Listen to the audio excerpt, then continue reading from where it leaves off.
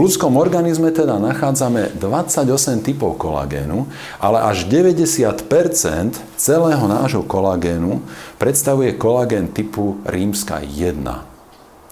Tento typ kolagénu nachádzame v koži, šlachách, kostiach, cievach, čreve a iných vnútorných orgánoch. Kolagén typu 2 nachádzame najmä v chrupavke.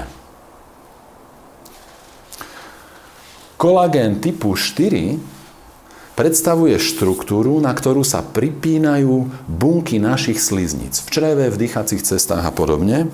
A kolagén typu 5 nachádzame ako súčasť bunkových membrán, nachádzame ich vo vlasoch, ale aj v placente.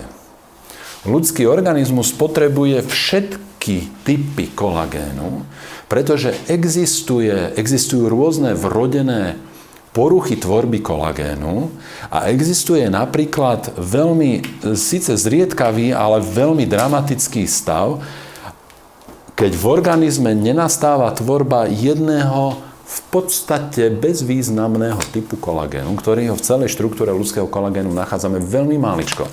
Ale ak sa jeden typ toho kolagénu v tele nevytvára, má to za následok, že sa napríklad nezrastú kosti dieťaťu po narodení.